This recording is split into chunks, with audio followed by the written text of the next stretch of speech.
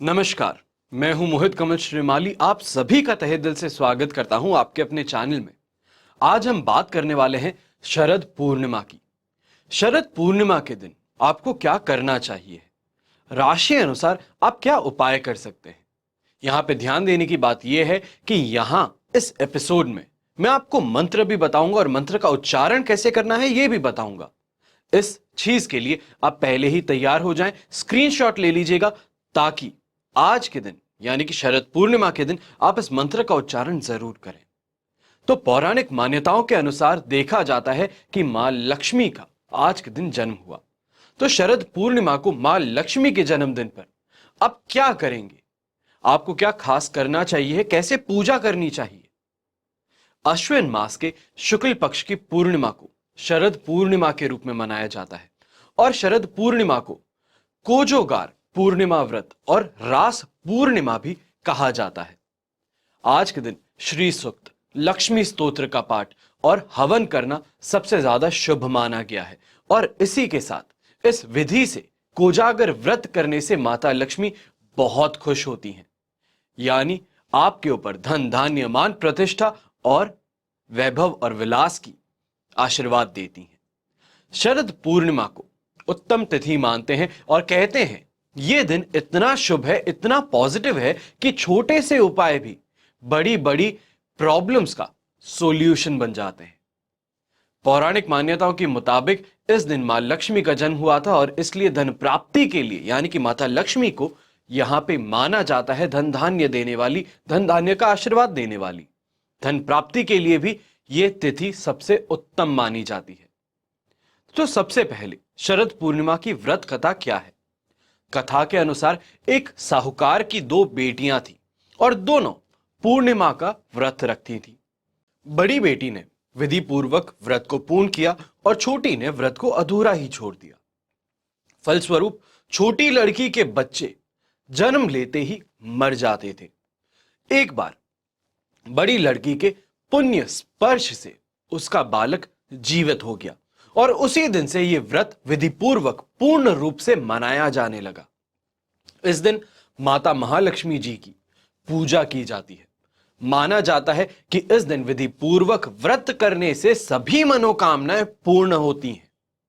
तो ऐसे में सबसे पहले जैसे ही शरद पूर्णिमा की बात होती है खीर की, खीर के भोग की। तो इस दिन आपको व्रत रख करके विधि विधान से लक्ष्मी नारायण का पूजन करना है। रात में खीर बना करके उसे रात में आसमान के नीचे, खुले आसमान के नीचे रख देना है, ताकि चंद्रमा की चांदनी का प्रकाश खीर पर पड़े और दूसरे दिन सुबह स्नान करके खीर का भोग अपने घर में मंदिर में लगाएं। कम से कम 3 ब्राह्मणों को खीर प्रसाद के रूप में आपको देनी है और फिर अपने परिवार में खीर का प्रसाद बांटना है। इस प्रसाद को ग्रहण करने से अनेक प्रकार के रोगों से भी छुटकारा मिलता है।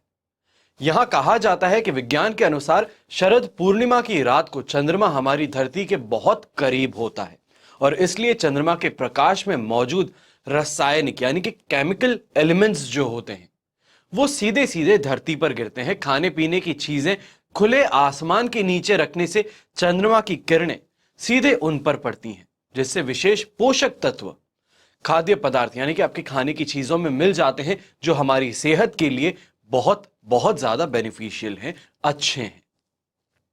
तो शरद पूर्णिमा से जुड़ी कुछ 5 विशेष बातें हैं।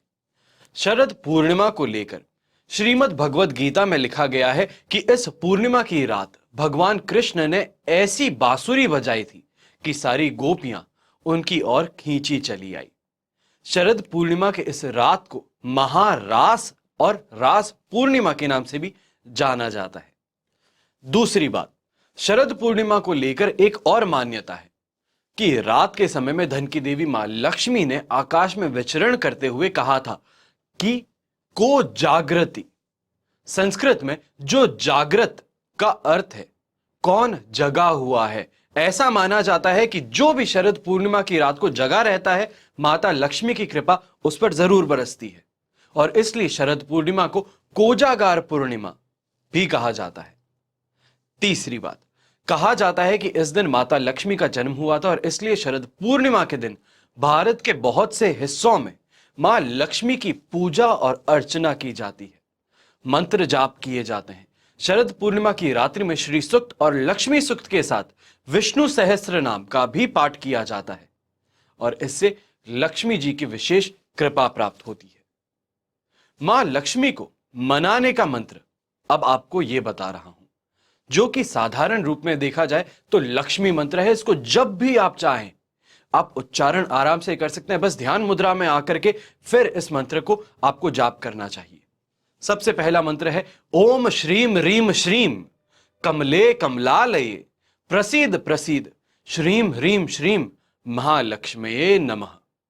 फिर से आपको एक बार मंत्र बताता हूं, ओम श्रीम ह्रीम श्रीम कमले कमलालये प्रसीद प्रसीद श्रीम ह्रीम श्रीम महालक्ष्मये नमः। आप चाहेंगे तो स्क्रीन पर मैं आपको इसका इंग्लिश में भी कैसे आप उच्चारण कर सकते हैं इसका एक बॉक्स बना दूंगा।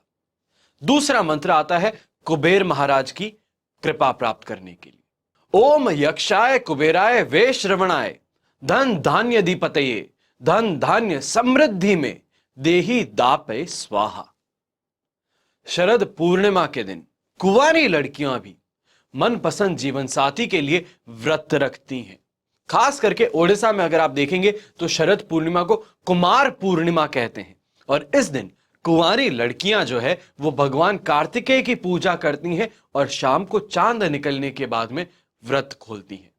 माना जाता है कि इस रात की बनी खीर को खुले आसमान में रखने से खाने में चर्म रोग, अस्थमा, दिल की बीमारियां, फेफड़ों की बीमारियां, आंखों की रोशनी, ये सभी जो परेशानियां आपको देखने को मिलती हैं, इन सभी परेशानियों से आपको छुटकारा मिल सकता है, रिकवरी हो सकती है।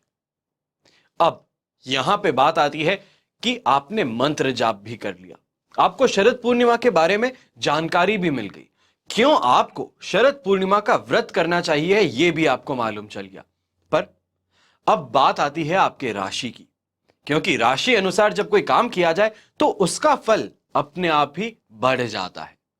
तो आपकी राशि के अनुसार शरद पूर्णिमा पर कामना पूर्ति के लिए आपको क्या उपाय करना है। सबसे पहले बात आती है मेष राशि की। तो मेष राशि के लोग कन्याओं को खीर खिलाएं और चावल को दूध में धोकर के बहते पानी में बहा दें। ऐसा करने से आपके सारे कष्ट दूर हो सकते हैं। वृषभ राशि, वृषभ राशि में चंद्रमा उच्च का होता है और वृषभ राशि शुक्र की राशि है और राशि स्वामी शुक्र प्रसन्न होने पर भौतिक सुख सुविधाएं प्रदान करते हैं। तो शुक्र देवता को प्रसन्न करने के लिए इस राशि के लोग यानी कि वृष राशि के लोग दही और गाय का घी मंदिर में दान करें। फिर बात आती है मिथुन राशि की। तो मिथुन राशि के स्वामी बुध ग्रह हैं। आपके व्यापारिक और कार्य क्षेत्र यानी कि आपकी जो वर्किंग लाइफ है, वर्क लाइफ बैलेंस जो इसको बोला जाता है, उसमें निर्णयों को प्रभावित करते हैं। उन्नति के लिए यानी कि प्रमोशन अगर पाना चाहते हैं, इंक्रीमेंट पाना चाहते हैं, अच्छा बोनस पाना चाहते हैं, अच्छी जॉब में आप जाना चाहते हैं, तो आज के दिन दूध और चावल का आपको दान करना चाहिए। फिर बात आती है कर्क राशि की। तो आपके मन का स्वामी चंद्रमा है, जो कि आपका राशि स्वामी भी है। इसके लिए आपको तनाव मुक्त यानी कि टेंशन फ्री रहना चाहते हैं, खुश रहना चाहते हैं, तो इसके लिए मिश्री मिला हुआ दूध आपको मंदिर में दान करना चाहिए। फिर बात आती है सिंह राशि की। तो सिंह राशि के स्वामी सूर्य भगवान है और शरद पूर्णिमा के अवसर पर धन प्राप्ति के लिए मंदिर में जाकर के गुड़ का दान करें, तो जो आपकी फाइनेंशियल सिचुएशन है उसमें सुधार देखने को मिल सकता है। फिर बात आती है कन्या राशि की। तो इस शरद पूर्णिमा के पवित्र पर्व पर आपको अपनी कन्या राशि के अनुसार 3 से 10 वर्ष यानी कि 3 years to 10 years तक की जो बच्ची होती है उनको भोजन के रूप में खीर खिलानी चाहिए। यह आपके लिए बहुत ज्यादा शुभ साबित हो सकता है। यहां पे ध्यान दीजिएगा, जिन कन्याओं को खिला रहे हैं, खिलाने के बाद में उन्हों के पैरों को भी जरूर छुएगा। उसके बाद में बात आती है तुला राशि की। तो इस राशि पर शुक्र का विशेष प्रभाव होता है और तुला राशि के लोग धन और ऐश्वर्य के लिए धर्म स्थानों पर यानी कि मंदिर हुई, कोई आपके आसपास में ऐसा इंस्टीट्यूशन है, ऐसी कोई ऑर्गेनाइजेशन है, तो वहां पे जाकर के दूध, चावल और शुद्ध घी का आपको दान करना चाहिए। फिर बात आती है वृश्चिक राशि की। वृश्चिक राशि में चंद्रमा नीच का होता है और सुख शांति और संपन्नता पाने के लिए आपको अपने राशि स्वामी मंगल देव जो हैं उनसे संबंधित वस्तुएं, कन्याओं को दूध और चांदी का दान जरूर करना चाहिए। फिर बात आती है धनु राशि की।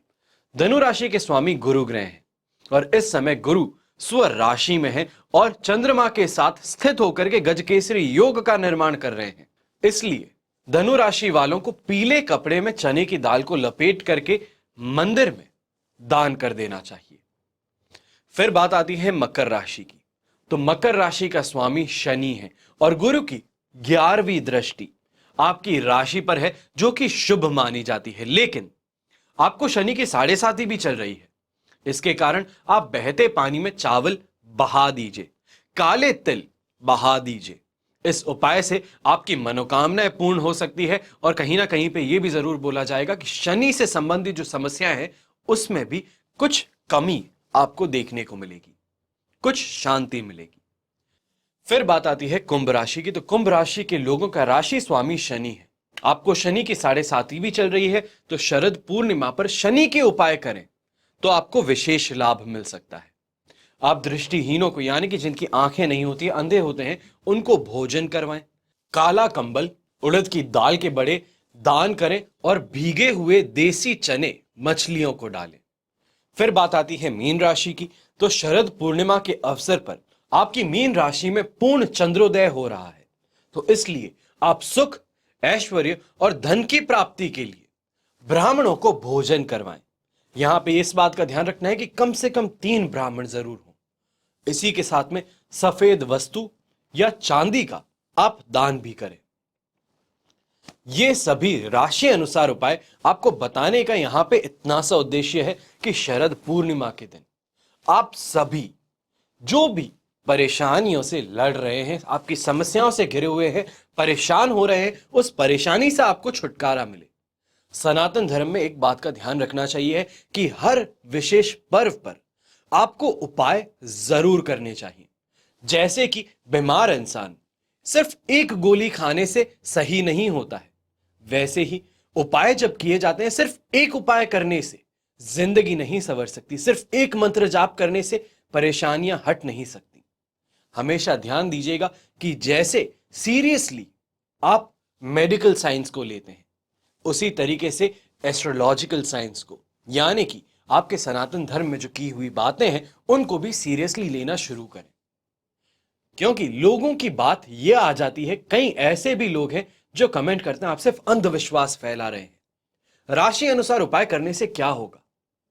तो सबसे पहले ऐसा इंसान इस चैनल पे आया ही क्यों, जिसको एस्ट्रोलॉजी में बिलीफ नहीं है, तो सिर्फ और सिर्फ अपनी नेगेटिविटी और फ्रस्ट्रेशन दिखाने के लिए इस चैनल का उपयोग करे, तो वो सही नहीं। और दूसरा, जो इंसान इसको संपूर्णता से नहीं समझ सकता, तो उसके लिए काला अक्षर भैंस बराबर यही है। यहां पे मेरा उद्देश्य यह है कि जो भी सनातन धर्म में, हिंदू परंपराओं में, व्रत, पर्व और त्योहार में बिलीफ रखते हैं, विश्वास रखते हैं और जानते हैं कि ऐसा करने से उनके लिए कुछ बेहतर होता है, तो आपके साथ में हमेशा ये जानकारी बांटने के लिए ये चैनल तैयार रहेगा। मैं और मेरे पिताजी तैयार रहेंगे। हमेशा की तरह यही प्रार्थना करता हूं कि आप और आपका परिवार सदैव सुखी रहे, संपन्न रहे, सुरक्षित रहे। घर में बड़े बूढ़ों का साथ और आशीर्वाद हमेशा आपके साथ में बना रहे। माता लक्ष्मी अपनी कृपा सदा आप पर बनाई रखे। हमेशा की तरह जय श्री राम एवं जय हिंद।